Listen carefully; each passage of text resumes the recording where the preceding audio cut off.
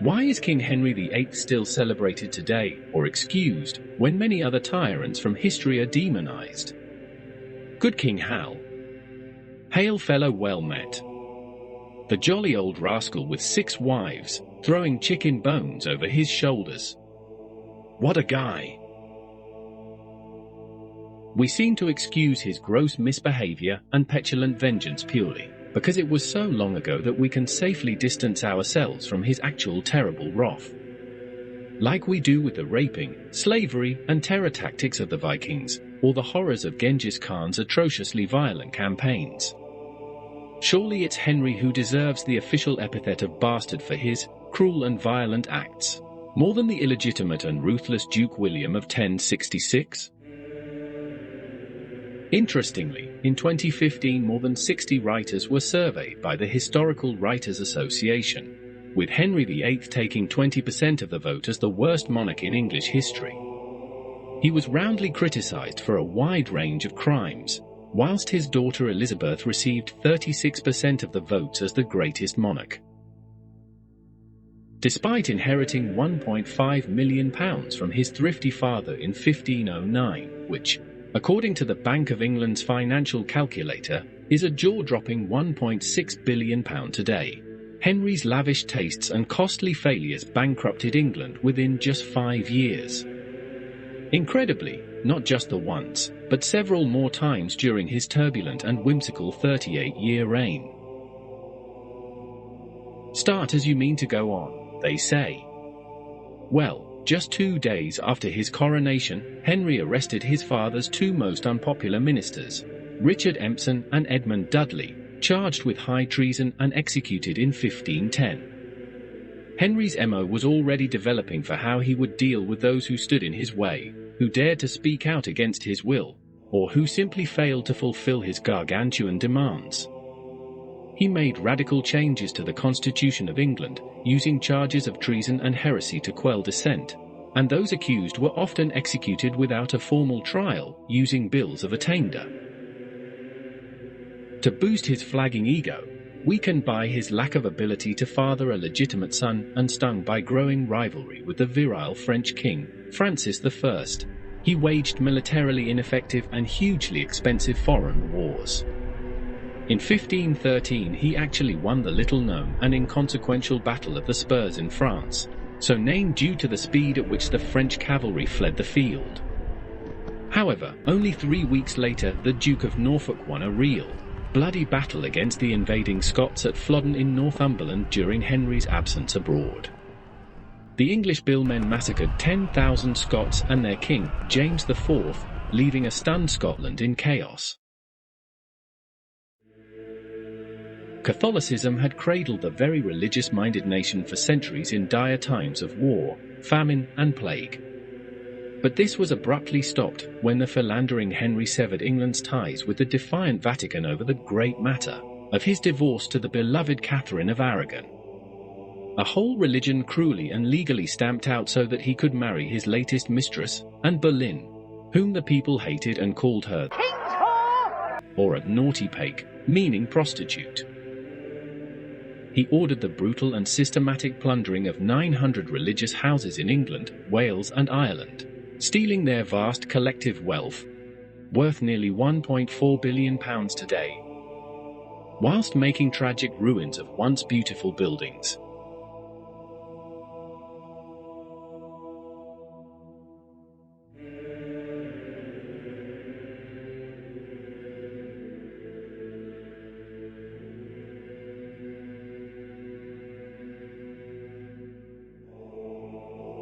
In some cases, as reported exultantly by Dr. Leighton, Chief Commissioner of the Dissolution, Cromwell's men, disdainful of the old religion and the idolatry they hated, even collected the priceless illuminated monastic manuscripts, now ripped from their bindings in once orderly libraries, and had them sold as rags, as wrapping, or as toilet paper. Centuries of ancient learning and wisdom cast to the wind. And this from the so-called Defender of the Faith, a title Henry had been given in 1521 from Pope Leo X, but which was revoked upon his excommunication 9 years later. As a result of this rapacious grasp for the church's riches and destabilizing the country, the common people suffered. After the dissolution, there was no monastery education for the masses, no infirmaries for the sick and dying or dedicated prayers for their souls. There were no monks with herbal remedies to heal people's ailments when the malnourished masses were less able to fight off infection. Misery, starvation, and contagious epidemics of dysentery, tuberculosis, and influenza swept through the country. Henry's Teflon legacy also seems to have largely avoided the internecine political recriminations by the Welsh and the Irish, unlike the reputations of some other English monarchs and military commanders throughout history. He annexed Wales to England with the Laws in Wales Acts 1535 and 1542, and was the first English monarch to rule as King of Ireland following the Crown of Ireland Act 1542. He cynically betrayed the large, well-meaning and 30,000-strong Catholic pilgrimage of grace in 1536. It was armed, with many nobles amongst its ranks, angry about the dissolutions, and was at the time approaching London, thus causing fear in the capital. By using deceit, by breaking his promises, and by brutally torturing over 200 ringleaders, good King Henry once again won the day. Indeed, Hal executed thousands more people in his brutal reign than any other Tudor monarch. According to English chronicler Raphael Holinshed in his chronicles written only 40 years after Henry's death, he estimated the number at a staggering 72,000, or 2,000 per year during his reign, rich and poor, male and female alike, whereas previous monarchs had usually spared women.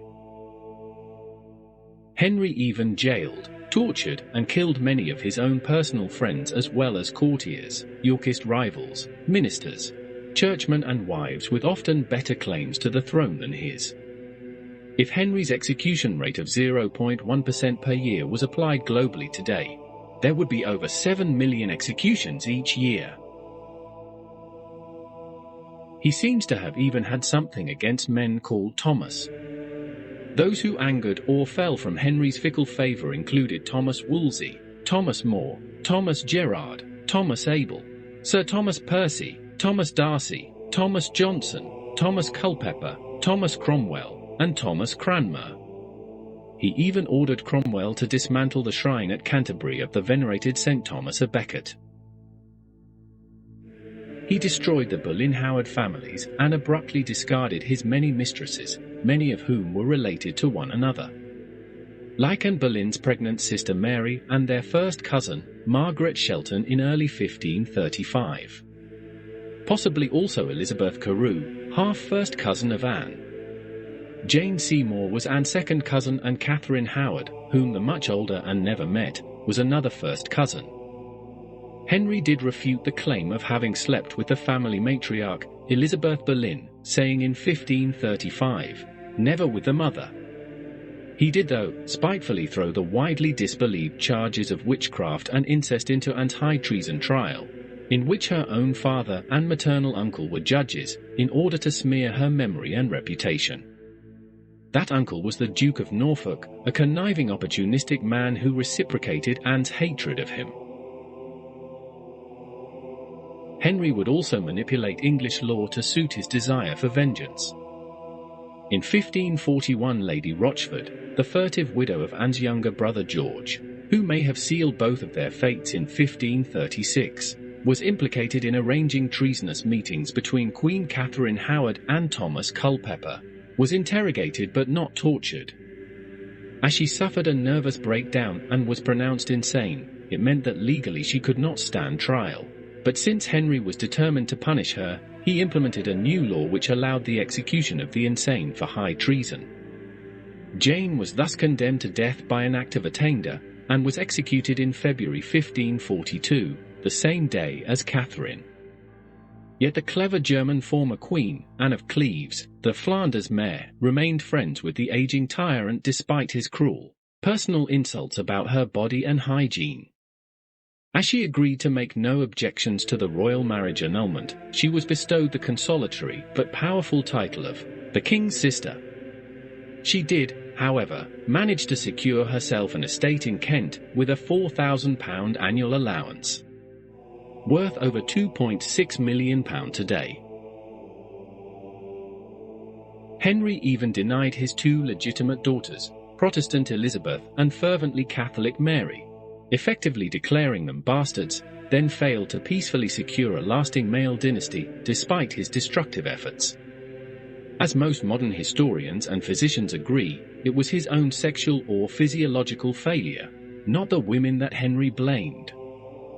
A 2011 US study pins these strange contradictions down to two related biological factors. Writing in the Historical Journal, bioarchaeologist Katrina Whitley and anthropologist Kyra Kramer argue that Henry's blood carried the rare KEL antigen, a protein that triggers immune responses, whilst that of his sexual partners did not, unknowingly making them poor reproductive matches. In a first pregnancy, a KEL-positive man and a KEL-negative woman can have a healthy KEL-positive baby together. In subsequent pregnancies, the antibodies the mother produced during the first pregnancy can cross the placenta and attack a KEL-positive fetus, causing a late-term miscarriage, stillbirth, or rapid neonatal death. Of course, superstitious people of that age assumed women were either incapable of delivering the king's desire for a son, or it was God's will. Even Henry's only legitimate son and successor, young Edward VI, rarely had good health, dying aged just 15. A historical irony, given the voracious anti-Richard III propaganda, is that the visiting imperial ambassador observed Edward VI's posture and noted that his right shoulder was lower than his left, suggesting that he may have had a slight scoliosis of the spine. The condition was also noted in his maternal uncle, Edward Seymour, so it may have been hereditary. And we now know about Edward's great-great-uncle, Richard III. Having been a fit and healthy young adult, the 6'2" Henry's early set of armor indicates that he weighed 85 kilograms, 187 pounds, with a waist of 90 centimeters, 35 inches. Yet his very last suit of armor showed a colossal waist of 152 centimeters, 60 inches, meaning the now irascible old tyrant weighed an elephantine 178 kilograms, 380 pounds. Hey nonny my lord! One can only wonder how big the thigh muscles were of the many pallbearers in his funeral cortege. Even from his early rule, Henry was already showing occasional tendencies to be a vengeful, hypocritical sociopath, but in later life as his mindset degenerated, he created a climate of abject fear by his unpredictability and explosive rage. Many believe his rapid worsening character was exacerbated by injuries he had received in 3 serious accidents. In 1524, jousting against Charles Brandon. 1527, when his horse threw him and he nearly drowned in a ditch. And 1536, when jousting he was knocked out for 2 hours. 2 war horses charging 25 miles per hour at each other, and their armored riders aiming 12-foot lances could easily pierce the face guard of the helmet, sending splinters into the man's eyes and brain, causing untold agony in a lingering death. This happened to French King Henry II in 1559, suffering a horrific 10 days before dying. Yet Eustace Chapuis, the famous ambassador to England of Charles V, stated in January 1536, "On the eve of the conversion of St. Paul, the king being mounted on a great horse to run at the lists, both fell so heavily that every one thought it a miracle he was not killed, but he sustained no injury." English chronicler Charles Wriothesley wrote, "King ran that time at the ring and had a fall from his horse, but he had no hurt." No injury? No hurt? Whatever was the cause of Henry's radically changing temperament, Sir Thomas More wrote of his king, "Often he roars in rage for no known reason." Henry destroyed families and ruined countless lives, noble and commoner, in order to mostly satisfy his own selfish whims. As author Robert Wilton puts it, he was willfully and capriciously dangerous to everything around him, including the country. A man-child, and ruled with little more policy than petulant self-gratification. And despite the malice, the blood-soaked devastation, and the momentous upheavals of the age, when Henry died in 1547 aged 55, he was still a traditional Roman Catholic.